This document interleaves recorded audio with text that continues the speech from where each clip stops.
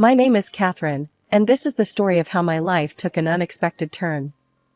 Fresh out of college with a law degree, I landed a job as a lawyer's assistant at a large trading company. The company's offices were a maze of cubicles and departments. On my third day, while trying to find the copy room, I quite literally bumped into Mark from the purchasing department.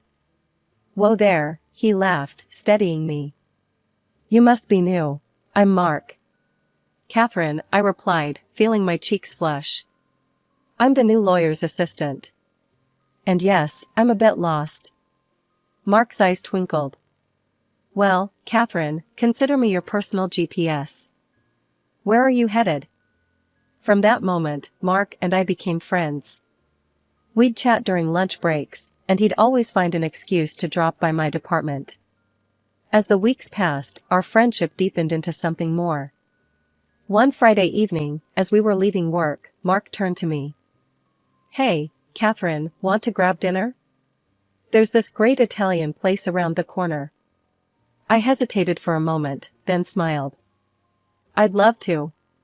That dinner marked the beginning of our romantic relationship. We dated for a year, our bond growing stronger with each passing day. Mark was everything I'd ever wanted in a partner: kind, funny, and supportive. On our first anniversary, Mark proposed. We were married 6 months later in a small ceremony with our closest friends and family. Mark's mother, Linda, attended but seemed less than thrilled. She'd always been a bit cold towards me, and I overheard her muttering to a relative during the reception. "He could have done better," she said, not realizing I was within earshot. "There are so many successful, rich girls out there." But no, he had to choose her. Her words stung, but I tried not to let them dampen my happiness. Mark loved me, and that was all that mattered. After the wedding, we decided to buy an apartment. I had inherited a substantial sum from my grandmother, so Mark and I were able to split the cost 50-50. It was a cozy 2-bedroom place in a nice neighborhood, perfect for starting our life together. A year into our marriage, life had settled into a comfortable rhythm. Mark and I were both doing well at work, and our weekends were filled with lazy mornings and exploring the city. Everything seemed perfect, until the day I woke up feeling off. At first, I brushed it off as a simple stomach bug. But as days passed and the nausea persisted, a small voice in the back of my mind whispered a possibility I hadn't considered. Could I be pregnant? One morning, I decided to find out for sure. I bought a pregnancy test on my way to work and snuck into the office bathroom during my lunch break. Those 2 minutes of waiting were the longest of my life. When I finally looked at the stick, my heart skipped a beat. 2 pink lines. That evening, I decided to surprise Mark with the news. I picked up his favorite takeout and set the table with candles. When he walked in, his eyebrows shot up. "What's the occasion?" he asked, hanging up his coat. I took a deep breath. "Mark, I have something to tell you. I'm pregnant." The silence that followed was deafening. Mark's face went through a series of emotions: surprise, confusion, and then, disappointment. "Are you sure?" he finally asked, his voice strained. I nodded, my earlier excitement fading.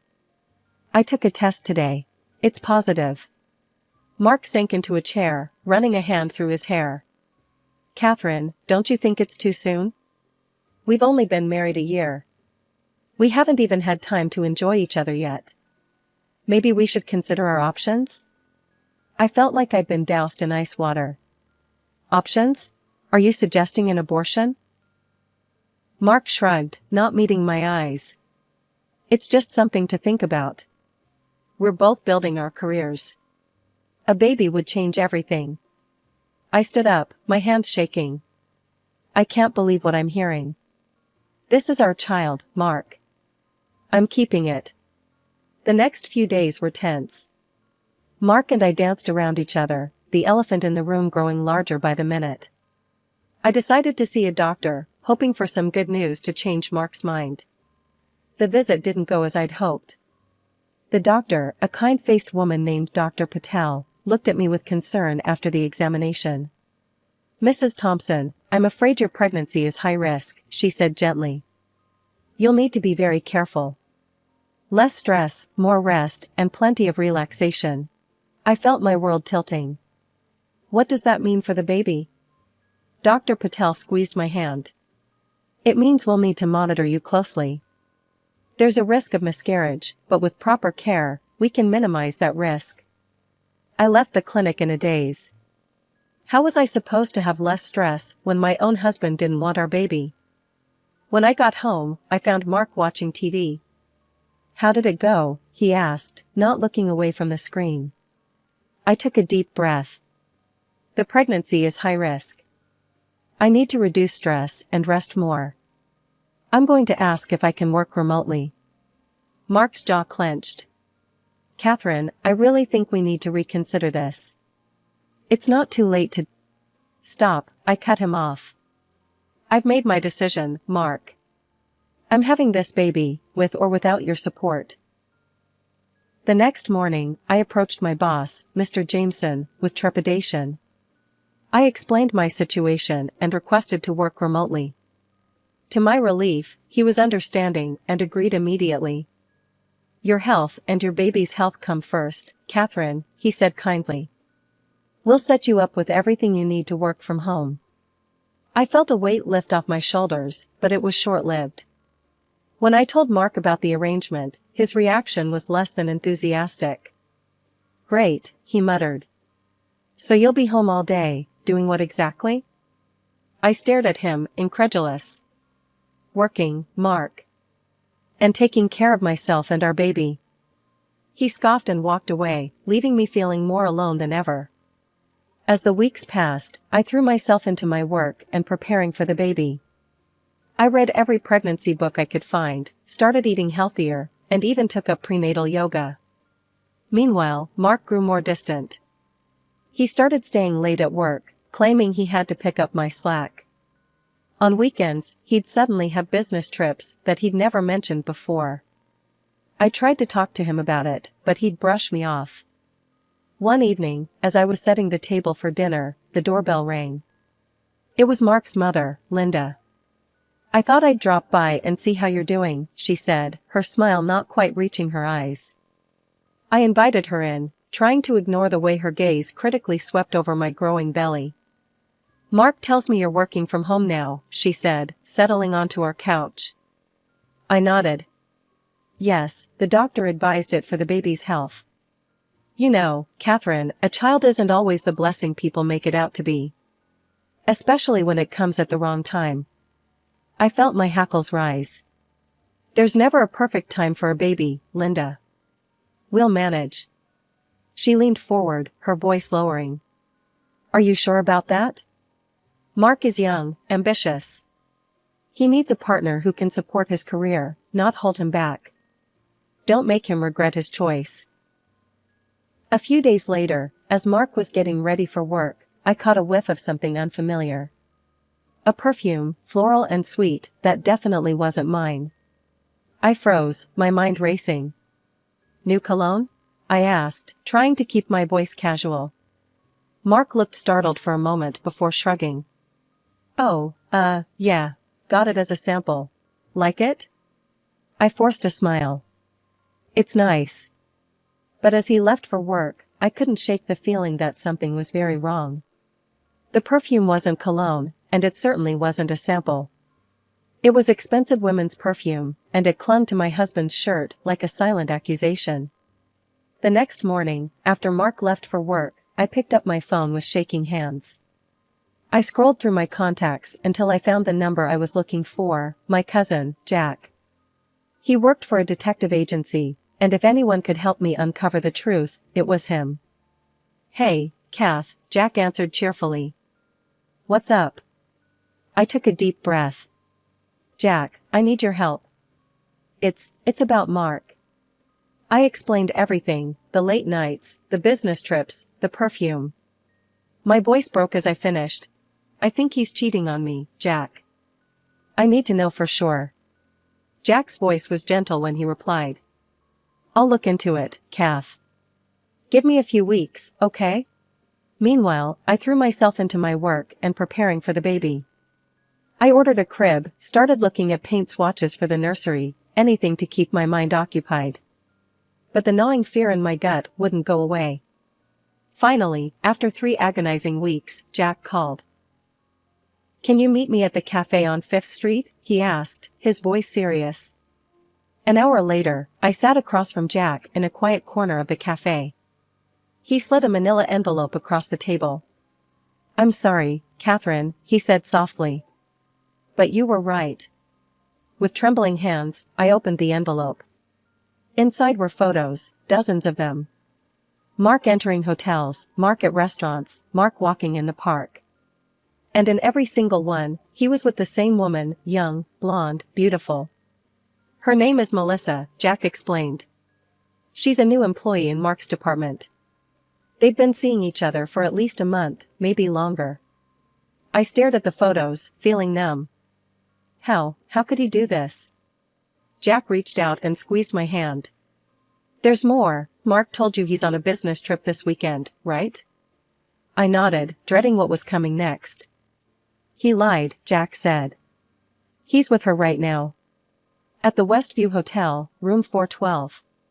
The world seemed to tilt around me. The taxi ride home was a blur. When I finally stumbled through my front door, clutching the envelope of damning photos, I was surprised to find Linda, my mother-in-law, in the living room. "Oh, Catherine," she said, her voice dripping with false sweetness. "I thought I'd come clean the house while Mark's on his business trip. Lord knows you don't do much around here these days." Her words, on top of everything else, were the last straw. "He's not on a business trip," I snapped. "He's with his mistress right now." Linda's eyes widened for a moment, before narrowing.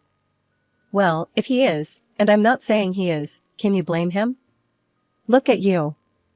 You're always sick, you've let yourself go, and you never pay attention to him anymore. This whole pregnancy was a mistake. No one wants this baby except you." Something inside me snapped.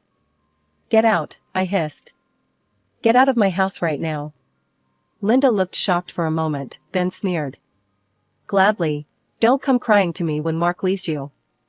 As the front door slammed behind Linda, I sat on the floor, my mind reeling from her cruel words. But as the initial shock wore off, a new emotion took its place, determination. I couldn't just sit here while my husband betrayed me. With shaking hands, I pulled myself up and grabbed my car keys. I knew where Mark was, and I was going to confront him. The drive to the Westview Hotel was a blur, my thoughts a chaotic mix of anger, hurt, and disbelief. Before I knew it, I was standing in front of room 412. I could hear laughter from inside, Mark's deep chuckle, and a woman's high-pitched giggle. My stomach churned, but I steeled myself and knocked on the door. "Must be room service," a woman's voice called out cheerfully. "We've been waiting for that champagne." My heart pounded so hard I thought it might burst out of my chest. The door swung open, and there stood Mark, his smile freezing as he saw me. "Catherine," he stammered, clearly caught off guard. "What are you doing here?" I pushed past him into the room, my eyes immediately landing on the blonde woman hastily wrapping herself in a sheet. "Melissa, I presumed." "Mark," I started, my voice trembling. "How could you?" But to my shock, instead of apologizing or trying to explain, Mark's face hardened. "How could I? How could you, Catherine?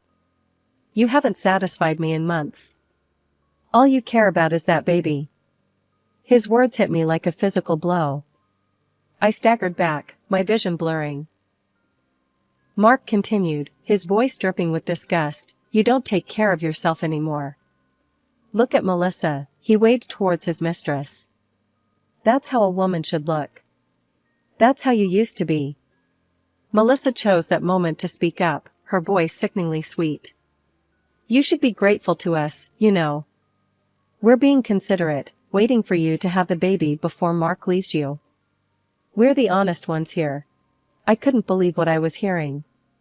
Suddenly, a sharp pain lanced through my abdomen, far worse than anything I'd felt before. My vision darkened around the edges, and I felt myself losing balance. "Mark," I gasped, reaching out to him as I fell. "Please, call an ambulance." But Mark and Melissa were already moving, gathering their things. They roughly grabbed my arms and dragged me out into the hallway. "You brought this on yourself," Mark said coldly, stepping over me as I lay on the floor. The last thing I saw before I lost consciousness was their retreating figures, leaving me alone in my hour of need. I came to with a start, the concerned face of a hotel maid hovering over me. My whole body ached, and the pain in my abdomen was excruciating. "Ma'am? Are you okay?" "I've called an ambulance," the maid said, her voice laced with worry. I tried to speak, but could only manage a weak groan. The next few hours passed in a blur of sirens, bright lights, and urgent voices. I drifted in and out of consciousness, always aware of the gnawing fear for my baby. When I finally fully regained consciousness, I was in a hospital bed. A doctor stood at my bedside, her face grave. "Mrs. Thompson," she said gently, "I'm so sorry. We did everything we could, but you've lost the baby." Her words hit me like a physical blow. I closed my eyes, hot tears streaming down my face. As the reality of what had happened sank in, my grief turned to anger. Mark, his mother, that woman Melissa, they were all responsible for this. They had killed my baby with their cruelty and selfishness. After being discharged, I went straight to our apartment. With mechanical efficiency, I packed all of Mark's belongings into boxes. Then, I drove to Linda's house. I dumped the boxes unceremoniously in her driveway, then marched up to her front door. Linda opened it, her face a mask of false concern. "Catherine, dear. I heard what happened. Such a shame," she said, not sounding sorry at all. I pushed past her into the house. "Save it, Linda. I know you don't care." She dropped the act immediately. "Well, what did you expect? It's for the best, really. Now you and Mark can get a divorce, and you can move out of that apartment." I stared at her, incredulous. "Move out? That apartment is half mine." Linda waved her hand dismissively. "Details. Mark has excellent lawyers, you know. They'll make sure he gets everything. You're not fit to be his wife, Catherine. You're too simple for him. It's best if you just leave quietly. Don't make a fuss." I felt my fists clench at my sides. "I will not leave quietly," I hissed. "I'm going to fight. For the apartment, for everything. Your son and his mistress killed my baby, and I won't let them get away with it." Linda's face paled slightly, but she quickly recovered. "Don't be dramatic, Catherine. These things happen. It's nobody's fault." As I turned to leave, a thought struck me. I faced Linda one last time. "Tell me something, Linda. How would you feel if you lost your child? If someone's cruelty and selfishness robbed you of your baby?" For the first time, Linda looked genuinely shaken. She opened her mouth, then closed it again, at a loss for words. I nodded, a grim satisfaction settling over me. That's what I thought. With a newfound determination, I reached out to my old college friend, Alex, who had become a successful divorce lawyer. When I explained my situation, he didn't hesitate. "I've got your back, Catherine," Alex assured me. "We'll make sure you get what you deserve." The court proceedings were grueling. Mark and Melissa put on a united front, denying their affair and painting me as a mentally unstable woman inventing stories after losing my baby. "Your Honor," Mark's lawyer argued, "Mrs. Thompson is clearly suffering from delusions brought on by her tragic loss. There is no affair, only a grieving woman's imagination." But Alex was prepared. With a nod from the judge, he presented the evidence we had gathered. "I'd like to submit these photographs into evidence," Alex announced, passing them to the judge. The courtroom buzzed as Mark and Melissa's faces paled. Then came the coup de grace. "Furthermore, Your Honor, we have video evidence from the Westview Hotel." The footage played, showing Mark and Melissa dragging my unconscious body into the hallway, laughing as they abandoned me. Gasps echoed through the courtroom. Finally, the hotel maid testified, describing how she found me unconscious and called for help. By the time she finished, there wasn't a sympathetic face for Mark or Melissa in the room. The judge's verdict was swift and decisive. In light of the evidence presented, I rule in favor of Mrs. Thompson. Mr. Thompson will pay financial compensation for emotional distress, and all marital assets will be divided equally. As we left the courthouse, I felt a weight lift off my shoulders. It wasn't a complete victory, nothing could bring back my baby, but it was a start. In the following weeks, I threw myself into rebuilding my life. I bought a small apartment, started seeing a therapist, and slowly began to heal. Just as I was finding my footing, my phone rang with an unexpected caller, Linda. Catherine, her voice was uncharacteristically hesitant. Can we meet, please? Every instinct told me to refuse, but curiosity won out. Fine. The cafe on 5th Street, tomorrow at 2. When I arrived at the cafe, I almost didn't recognize Linda. Gone was the haughty, well-put-together woman. In her place sat someone who looked broken. Catherine, she began, her voice trembling. I was wrong. About everything. She went on to explain how Melissa had manipulated Mark, turning him against his own mother. They were planning to sell Linda's house, leaving her with nothing. I've heard rumors, Linda continued, wiping away tears. They're planning something at the company. Something illegal. Catherine, I know I have no right to ask, but you're the only one who can stop them. I sat back, stunned. Part of me wanted to walk away, to let them destroy each other. But as Linda mentioned the company, my company, I felt a responsibility I couldn't ignore. With my legal background, diving into the company's documents wasn't as daunting as it might have been for others. I spent days poring over contracts, purchase orders, and financial reports, slowly piecing together a disturbing picture. Mark's department was consistently overpaying for goods, far above market rates. At first, I thought it might be incompetence, but as I dug deeper, a pattern emerged. The inflated prices always benefited the same handful of suppliers, and the discrepancies had started around the time Melissa joined the company. But the worst was yet to come. I uncovered plans for an upcoming major contract, one that could make or break the company's fiscal year. Mark was set to purchase substandard goods at premium prices, a move that would cripple the company's profits and reputation. With a file full of evidence, I marched into the CEO's office. Mr. Jameson looked up, surprised to see me. Catherine? What's this about? Sir, I said, my voice steady. I've uncovered something you need to see immediately. For the next hour, I laid out everything I'd found. Mr. Jameson's face grew grimmer with each passing minute. This is unbelievable, he finally said. Catherine, I can't thank you enough for bringing this to our attention. We'll launch a full investigation immediately. The next few weeks were a whirlwind. I found myself at the center of an internal investigation, providing testimony and evidence. Mark and Melissa were suspended pending the outcome. When the dust settled, the evidence was irrefutable.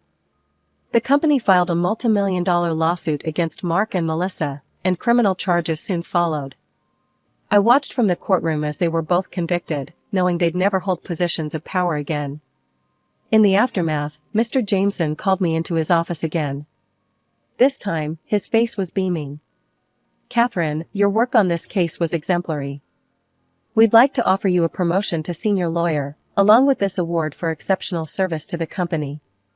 I left his office with a new title and a plaque, feeling a mix of pride and bittersweet vindication. Weeks later, my phone rang. It was Linda. Catherine, she said, her voice choked with emotion. I heard what you did. You saved the company. You saved my house. I was so wrong about you. Can you ever forgive me? Linda, I replied softly, I forgive you. But I think it's best if we both move on with our lives separately. I understand, she said. Thank you, Catherine. For everything. As I hung up the phone, I felt a chapter of my life truly closing. The pain would always be there, a dull ache for the child I'd lost and the life I'd thought I'd have. But I'd also discovered a strength in myself I never knew existed.